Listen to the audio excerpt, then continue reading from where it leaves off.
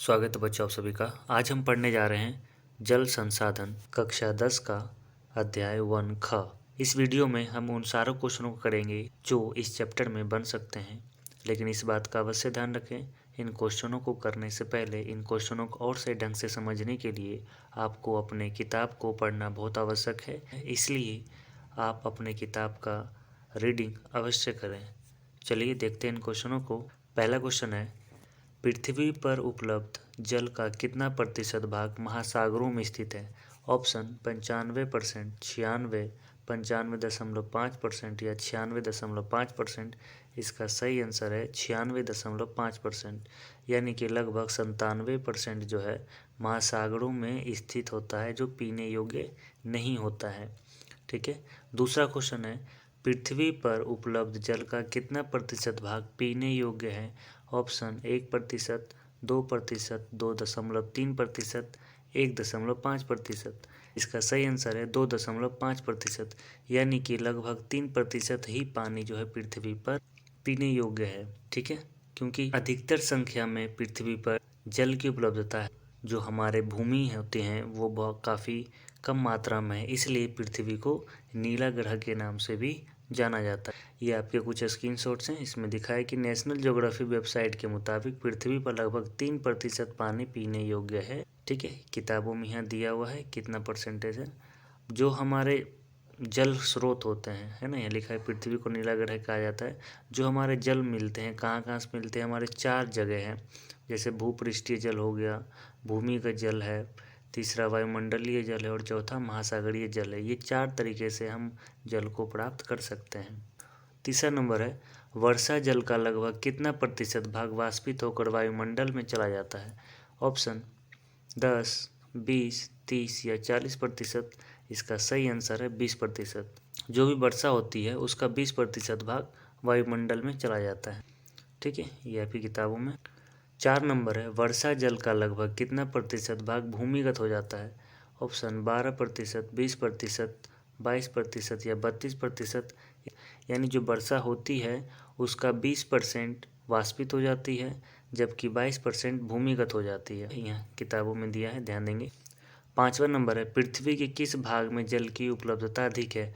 Option पूर्वी भाग, पश्चिमी भाग, उत्तरी भाग या दक्षिणी भाग। इसका सही आंसर है दक्षिणी भाग। 6 नंबर है, पृथ्वी के किस भाग में स्थल की उपलब्धता अधिक है? ऑप्शन पूर्वी भाग, पश्चिमी भाग, उत्तरी भाग या दक्षिणी भाग। इसका सही आंसर है उत्तरी भाग। इसको समझ लेंगे, फिलहाल आपकी किताबों में यहाँ दिया हुआ है, इसको पढ़ेंगे। देखिए, जैसे ये हमारा पृथ्वी का ये जो होता है विषुवत रेखा, पृथ्वी को 2 भागों में बांटती है।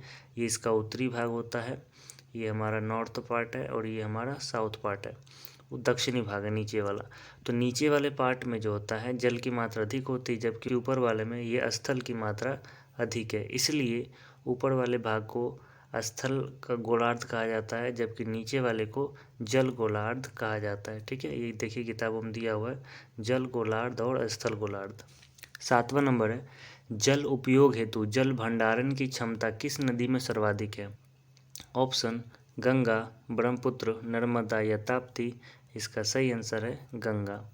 8वां नंबर है, वह कौन सी नदी है जिसमें सर्वाधिक वार्षिक वर्षा प्रवाहित होते हुए भी भंडारण की क्षमता सबसे कम है? ऑप्शन गंगा, ब्रह्मपुत्र, नर्मदा या तापी।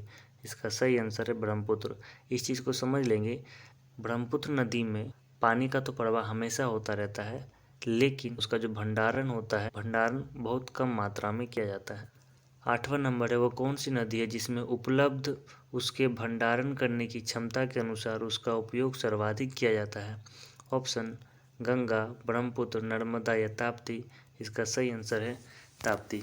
इस चीज़ को समझेंगे, जैसे इसमें 5 लीटर मान लीजिए पानी है, जिसमें से 3 लीटर उपयोग किया जा रहा है।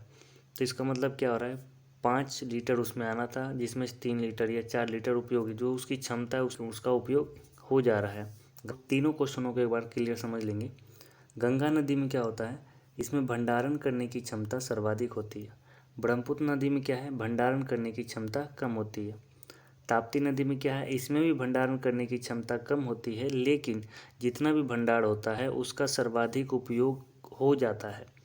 इसलिए उपयोग करने के अनुसार से बात किया जाएगा तो ताप्ती नदी सबसे अधिक उपयोग में आती है लोगों के।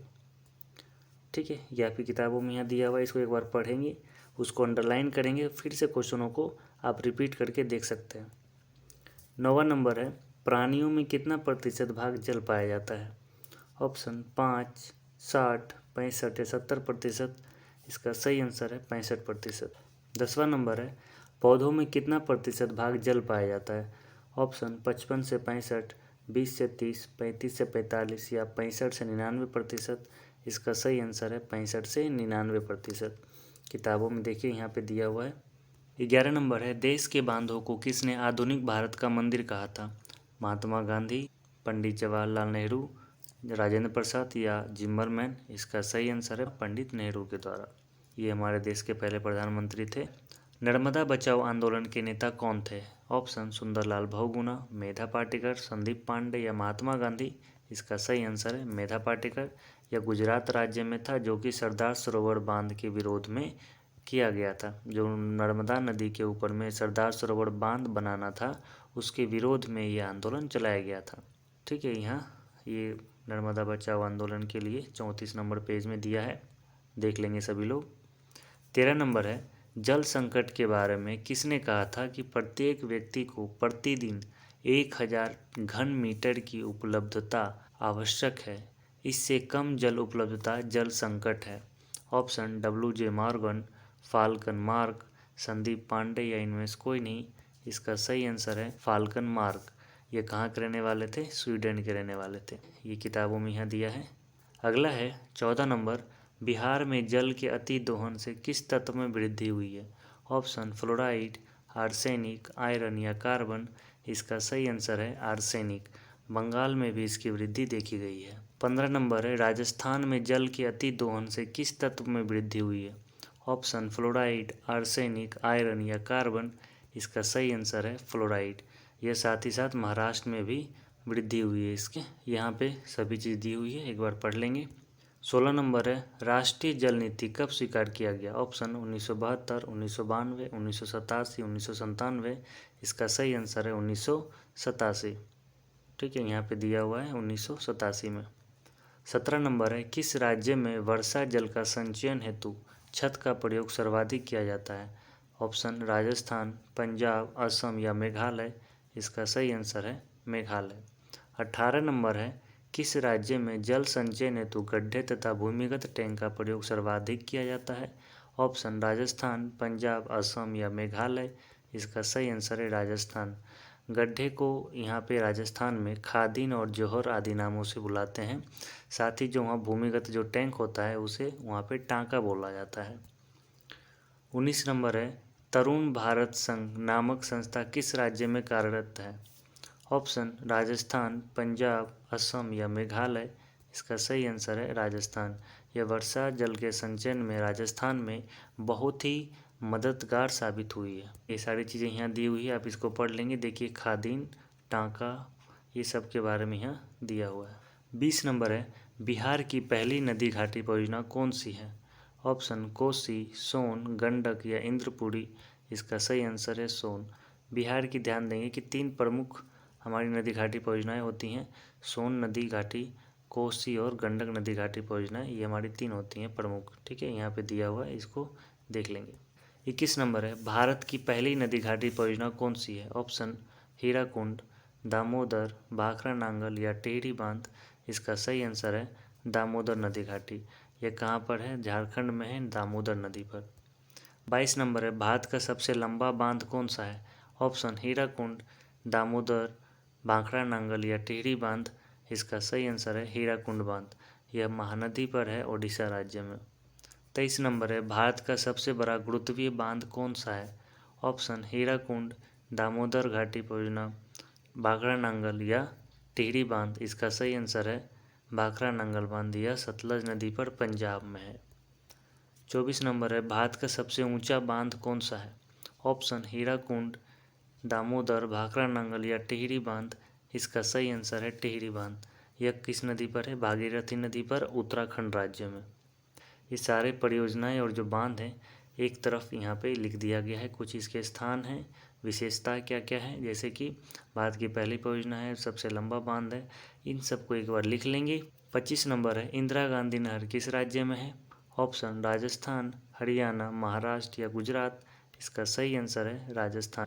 ये जो नहर है यह सतलज नदी से ही बनाया गया है तथा यह भारत की सबसे बड़ी नहर परियोजना है। ध्यान रखेंगे, क्वेश्चन ये भी पूछा जा सकता है कि भारत की सबसे बड़ी नहर परियोजना कौन सी है, तो इंदिरा गांधी नहर। इस चैप्टर से जितने क्वेश्चन बन सकते हैं वो आपने देखा है। ध्यान रखेंगे आप किताब को अवश्य पढ़ें। वीडियो पसंद आए तो लाइक, शेयर और सब्सक्राइब जरूर करें। जाते जाते आप इस क्वेश्चन का आंसर कमेंट बॉक्स में अवश्य दें। बहुत बहुत धन्यवाद।